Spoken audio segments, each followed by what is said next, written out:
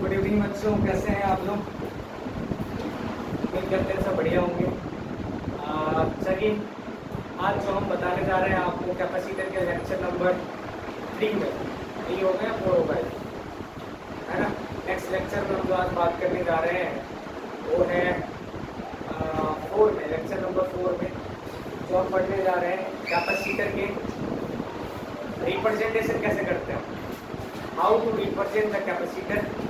चलिए रेडी दीजिए, representation of capacitor. Ready दीजिए,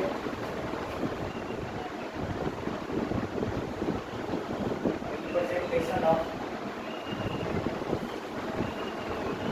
capacitor.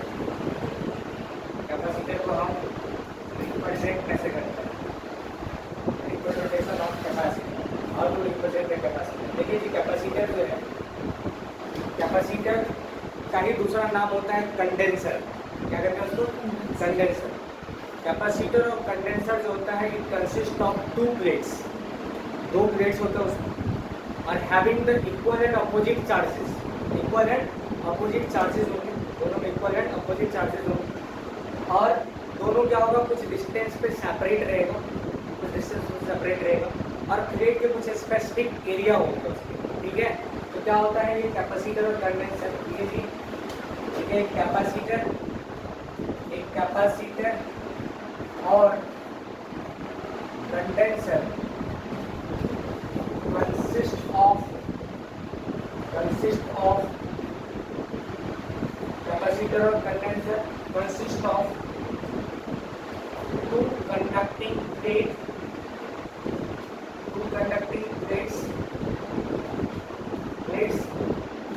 having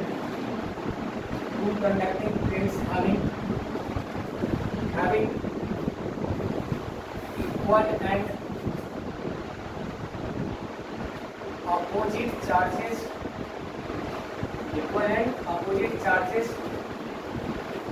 opposite charges, separated at some distance, having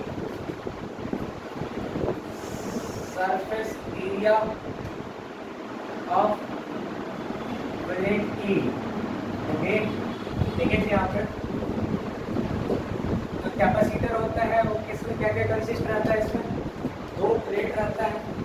कितने plate होते हैं उसमें? दो कंडक्टिंग प्लेट्स होते हैं, जिसमें इक्वल एंड अपोजिट चार्जेस होते हैं, और उसको कुछ डिस्टेंस पे सेपरेट कर दिया जाता है। लाइक ऐसे, एक प्लेट ये है और दूसरा प्लेट ये है, plate number A, plate number B.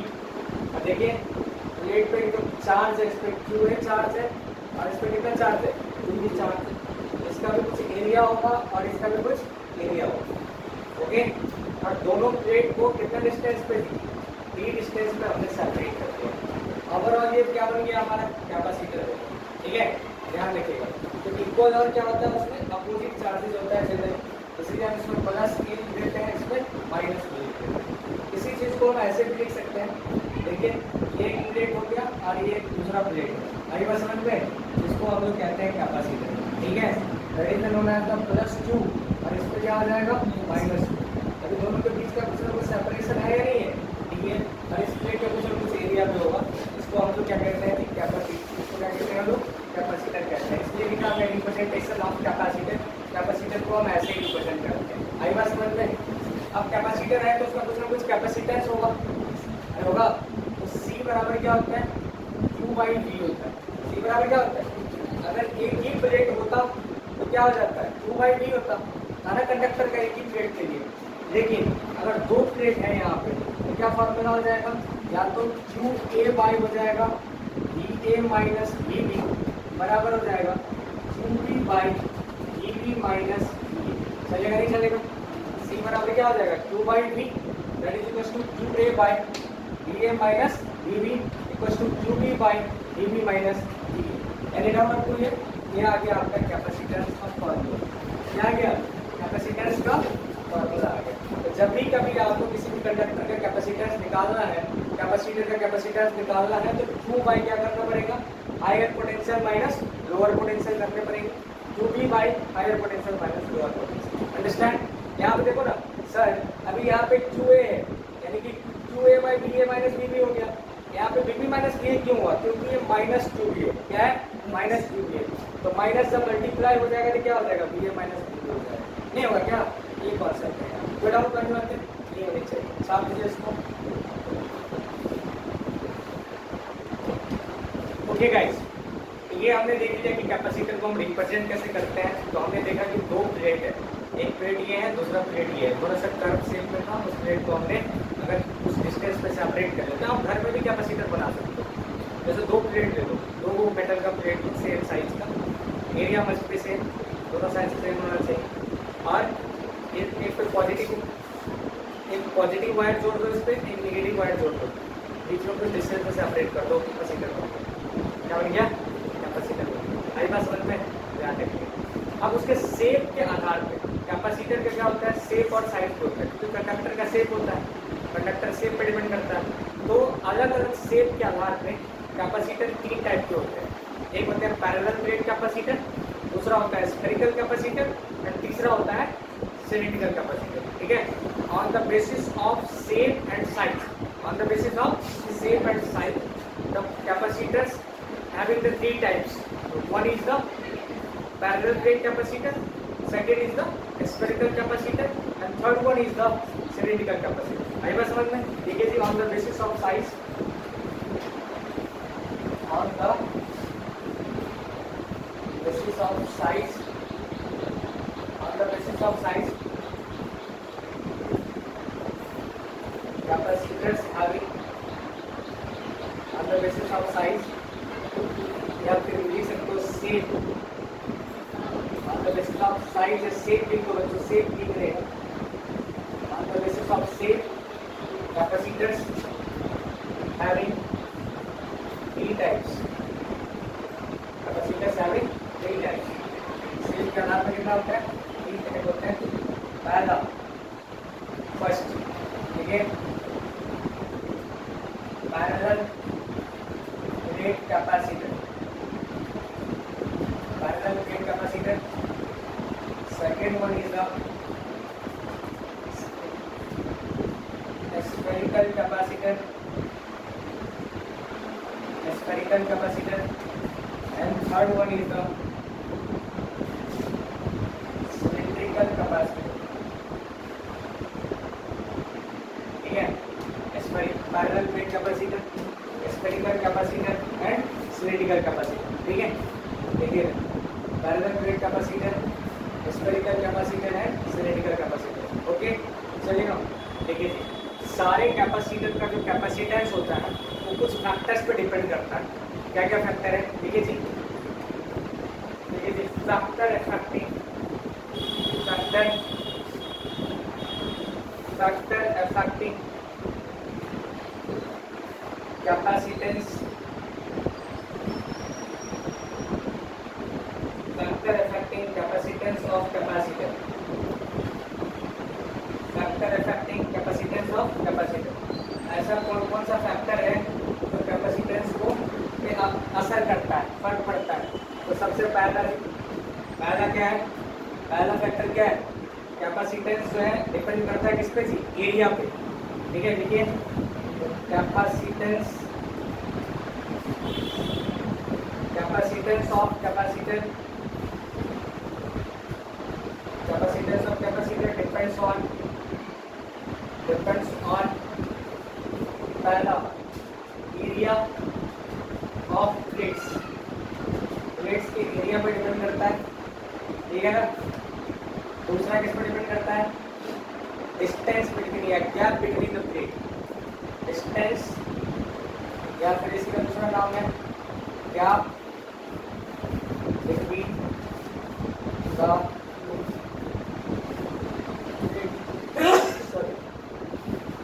Distance या गैप बिटवीन द प्लेट्स। तीसरा क्या होगा, थर्ड एरिया और मीडियम, कहाँ पे ये रखा हुआ है। ठीक है, medium between the plates, medium between the plates, plates के बीच का क्या मीडियम हो, इसी का दूसरा नाम है डाइलेक्ट्रिक। क्या नाम है? डाइलेक्ट्रिक है। Any doubt up to here? तो कुछ फैक्टर्स हैं जो कैपेसिटर का डिपेंड करता है जिसपे, और ये चीज़ आपको ध्यान में रखना पड़ेगा। ये बीबीआई बात में एग्जाम आते में क्वेश्चन आता है यहाँ से, ठीक है, इंपोर्टेंट बात है। तो factor effecting capacitance of capacitor, ठीक है। कैपेसिटेंस जो होता है किस पे डिपेंड करता है? एरिया ऑफ द प्लेट पे, डिस्टेंस या गैप बिटवीन द प्लेट्स पे, और मीडियम बिटवीन द प्लेट्स पे डिपेंड करता है। Any doubt up to here? नहीं होनी चाहिए, ठीक है। Write on quickly, okay, write on guys, ठीक है। फर्स्ट हेडिंग लीजिए, parallel plate capacitor.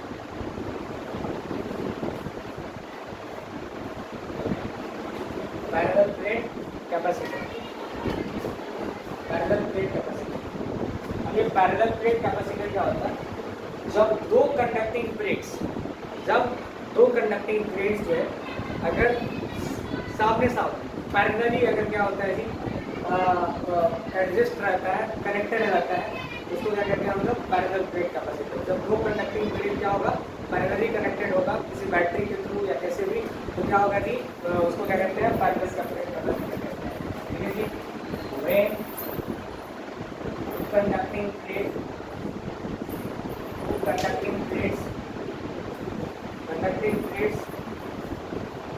having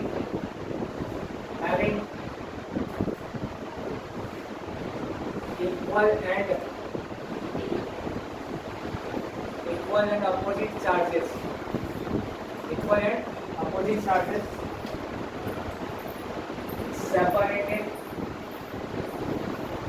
separated at distance d parallelly called parallel plate capacitor,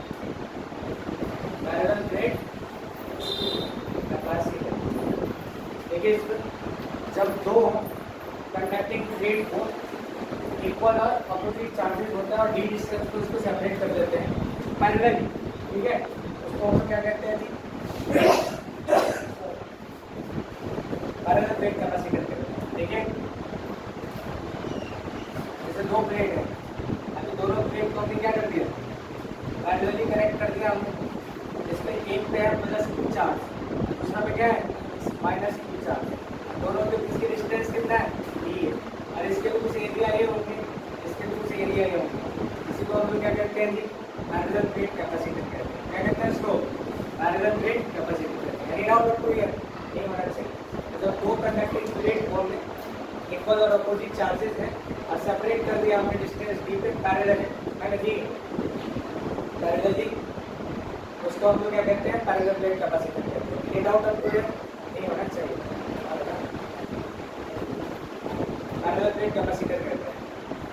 अब बात आती है प्यारे बच्चों, ये जो कैपेसिटर है तो इसके पास में कुछ ना कुछ इसका कैपेसिटी भी होगा। एक बात बताइए, ये जो कैपेसिटर का जो प्लेट है वो क्या स्टोर करता है? कैपेसिटर तो एनर्जी स्टोर करता है, पर चार्जिंग प्लेट जो है, ये कंडक्टिंग प्लेट क्या स्टोर करता है? वो चार्ज स्टोर करता है। क्या स्टोर करता है? तो पूरा कैपेसिटर क्या स्टोर करता है? एनर्जी स्टोर करता है। लेकिन कंडक्टिंग प्लेट क्या स्टोर करता है? चार्ज स्टोर करता है। बात समझ में आ रही? तो पूरा कैपेसिटर जो है वो एनर्जी स्टोर करता है, पर जो कंडक्टिंग प्लेट है वो क्या स्टोर करता है? चार्ज स्टोर करता है। तो बेसिकली अब बात आता है कि कैपेसिटर है तो कैपेसिटर कितना एनर्जी स्टोर करेगा, आई मीन इसका कितना कैपेसिटेंस होगा, मेनली अपने को कैपेसिटेंस कैलकुलेट करना है। तो how to calculate the capacitance of parallel plate capacitor? अब इसको दो तरीके से सॉल्व करना पड़ेगा। इस पर दो कॉन्सेप्ट होते हैं। पहला कॉन्सेप्ट ये होता है कि क्या पैरेलल प्लेट कैपेसिटर जो है रखा हुआ कहाँ पे। जैसे कि अभी हमने कहा था कि कोई भी कैपेसिटर का जो कैपेसिटेंस है वो 3 फैक्टर पर डिपेंड करता है। वो पहला फैक्टर होता है कि एरिया प्लेट का क्या है, दूसरा फैक्टर डिपेंड करता है कि दोनों प्लेट के बीच का गैप क्या है, और तीसरा फैक्टर डिपेंड करता है वो किस मीडियम में रखा हुआ है, किस मीडियम में रखा हुआ है। तो देखिए जी, सबसे पहला केस में हमने पढ़ेंगे कि जो पैरेलल प्लेट कैपेसिटर है उसको हम एयर या वैक्यूम में रखते हैं। इसको कहाँ पे जी, एयर या वैक्यूम में रखते हैं, ठीक है। मतलब कि विदाउट डाइलेक्ट्रिक कहते हैं उसको। डाइलेक्ट्रिक मतलब कोई मीडियम होगा बीच में, या तो कोई कांच होगा या ग्लास होगा या लकड़ी होगा, कुछ भी हो सकता है। अरे बोलो, हमने क्या कहा, जिसको हम इंसुलेटर कहते हैं डाइलेक्ट्रिक बेसिकली। तो हमने कहा कि जो अभी जो हम पढ़ने जा रहे हैं वो पढ़ने जा रहे हैं कि capacitance of parallel plate capacitor without dielectric, मतलब कि बिना डाइलेक्ट्रिक का क्या कैपेसिटेंस होगा इसका कैपेसिटर। छाप दिए याद है इसको, ठीक है। तो now given the capacitance of parallel plate capacitor without dielectric, case number 1, ठीक है। ये केस नंबर 1 लगा दो इसको।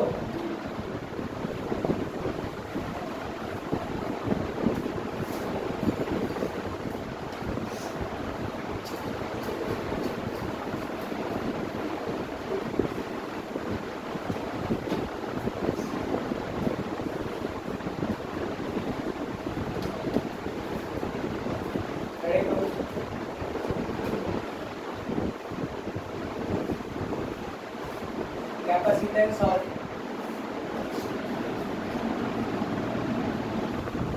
parallel plate, capacitance of parallel plate capacitor, capacitance of parallel plate capacitor, capacitance of parallel plate capacitor, capacitance of parallel plate capacitor without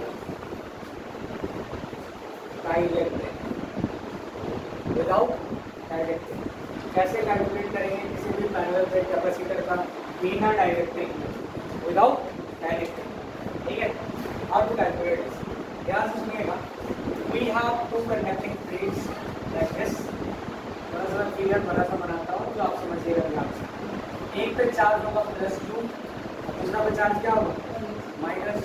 दो conducting plate है और देखिए यहाँ पे थोड़ा ध्यान से, दोनों के बीच का सेपरेशन कितना है, d है, और दोनों प्लेट का कुछ ना कुछ क्रॉस सेक्शनल एरिया a होगा।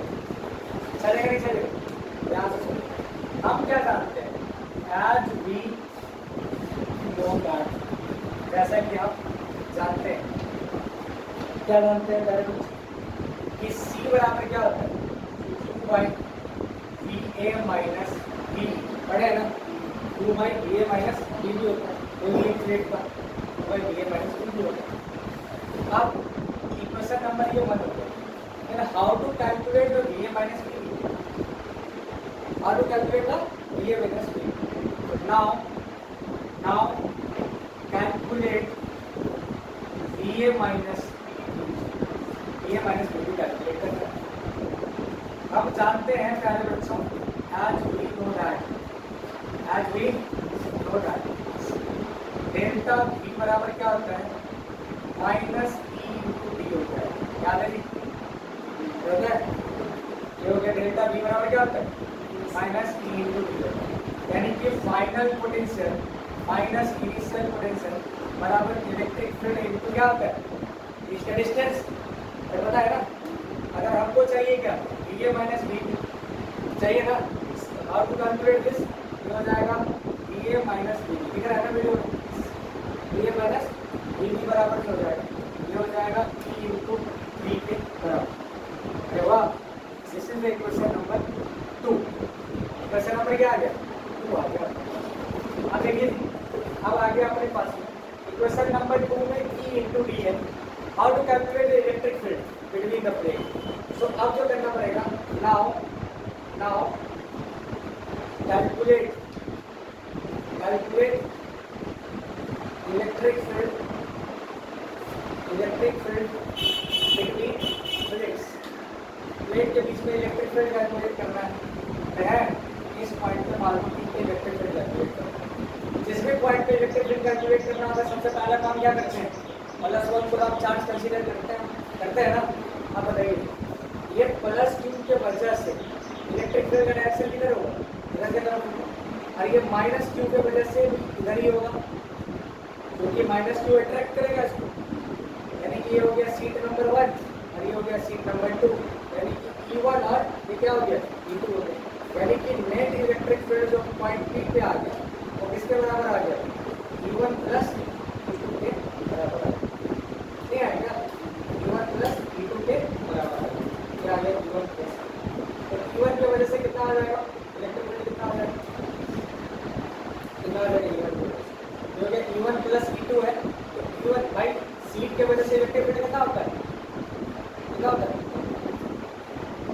Q बाई 2A एप्सिलॉन 0, पता है नहीं पता है, अगर कोई ये सीट है और इस पे चार्ज Q है तो यहाँ पे इलेक्ट्रिक फील्ड क्या आ जाएगा Q by 2A epsilon 0, Q by 2A epsilon 0, तो इसके वजह से क्या आ जाएगा Q बाई 2A एप्सिलॉन 0 हो गया, अरे वाह, प्लस ये भी इधर ही है, ये भी हो गया Q बाई 2A एप्सिलॉन 0 हो गया, क्या होगा एलसीएम लेके कितना आ गया अपने पास, ये आ गया 2A एप्सिलॉन 0, ये आ गया Q प्लस 2, यानी कि आ गया 2Q बाई 2A एप्सिलॉन 0, यानी कि ए से पार्ट क्या हो गया कट गया, तो इलेक्ट्रिक फील्ड का जो वैल्यू आ गया वो आ गया Q बाई A एप्सिलॉन 0 आ गया, तो इधर वाली बात इलेक्ट्रिक फील्ड का वैल्यू आ गया, ठीक है। नाउ अब क्या करेंगे मेरे बच्चे, इलेक्ट्रिक फील्ड का तो वैल्यू आ गया अपने पास, हाँ अब क्या करेंगे क्वेश्चन नंबर 2 से क्या डालते हैं,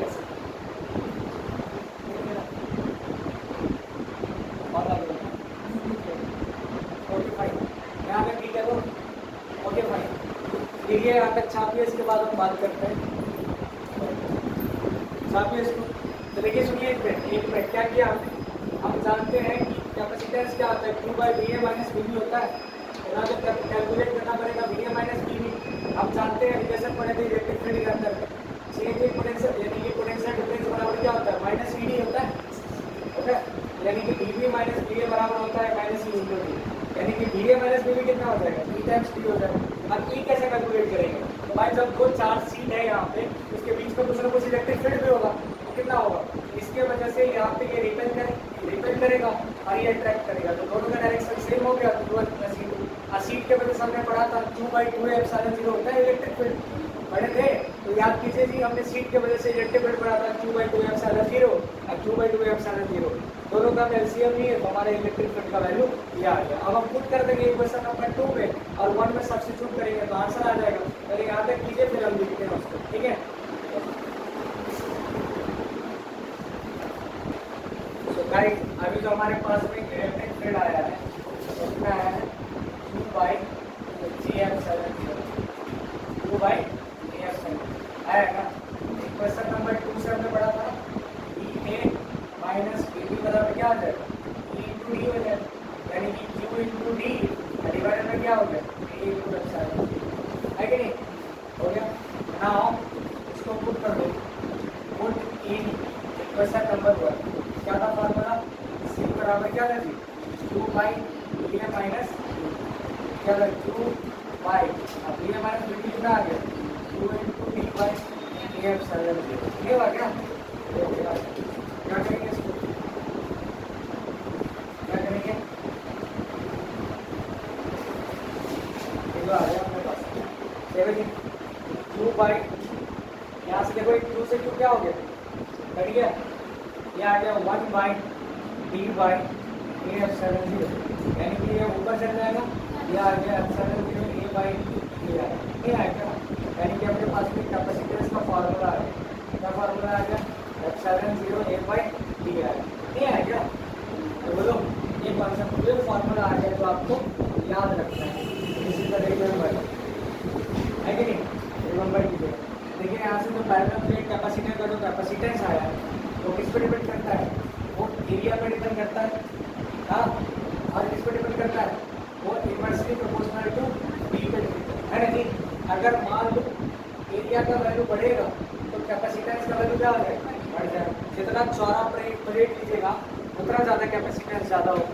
सिमिलरली अगर जितना डिस्टेंस अगर बढ़ा दीजिएगा तो फिर कैपेसिटेंस का वैल्यू क्या आ जाएगा, डिग्री कर जाएगा। Any doubt up to here, नहीं होना चाहिए। समझ के बात को? तो ये आ गया आपका capacitance of the parallel plate capacitor. Good out. अच्छा ये था हमारा पैरेलल प्लेट कैपेसिटर।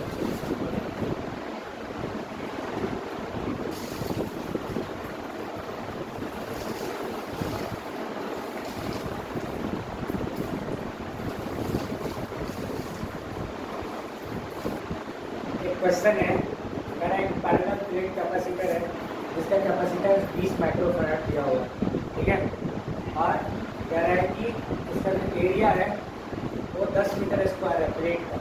तो बताइए कि दोनों प्लेट के बीच का जो है डिस्टेंस कितना होगा, गैप कितना होगा। एक parallel plate capacitor having capacitance 20 microfarad, having area 10 metre square, then find the distance between plates. Plates के बीच में क्या डिस्टेंस होगा, ओके।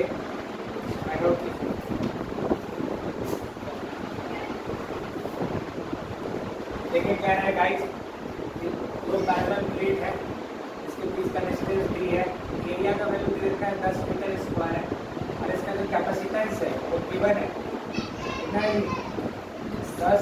20 माइक्रोफैराड है ना, 20 माइक्रोफैराड है। तो क्या 20 गुने 10 के पावर -100 फैराड है। एरिया का वैल्यू दे रखा है 10 मीटर स्क्वायर। नहीं तो सी बराबर क्या पड़े थे आपको, एप्सिलॉन 0 ए बाई डी बटे, नहीं पड़े थे। आपको क्या कैलकुलेट करना है, डी का मान कैलकुलेट करना है, ये ना क्या हो जाएगा, epsilon 0 A by D C. A का मान, एप्सिलॉन 0 का मान कितना हो गया, सी हो गया सर, तो 1 पॉइंट सी ना, तो हो गया 8.85 बटे 10 के पावर -12। एरिया है 10 मीटर स्क्वायर, और सी का वैल्यू कितना है 20 गुना 10 के पावर -100 है ना जी, -100। यानी बोला जाए तो कितना हो जाए, 10 गुना कितना हो गया 20, लगभग हो गया 8.85/2, और इनको कितना आ गया 10 की पावर -100 मीटर आ गया। नहीं क्या बहुत छोटा डिस्टेंस है, एक तरीके से चलेगा नहीं चलेगा। ये हो जाएगा आपका 2 चौका 8, 2 चौका 8, और फिर कितना 2 गुना 4 है, कितना आ गया 2 गुना 4 2 कितना हो गया 10 की पावर -6। चलेगा नहीं चलेगा, इसका माइक्रोमीटर में डिस्टेंस होगा इसका, नहीं होगा, यानी कि 4.425 माइक्रोमीटर आसपास में चलेगा नहीं चलेगा, ये कॉन्सेप्ट है। एनी डाउट आपको, ठीक है, ये कॉन्सेप्ट है। ऐसे ही बहुत सारे सवाल होते हैं, उस पर आप कल जो है इस पर नेक्स्ट सवाल करेंगे, ठीक है। चलेगा नहीं चलेगा, ध्यान रखिएगा। एनी डाउट आपको ये गाइस नहीं होना चाहिए, ठीक है। तो कल मिलते हैं गाइस हम लोग फिर से नई वीडियो में, और फिर ध्यान रखिएगा। चलिए।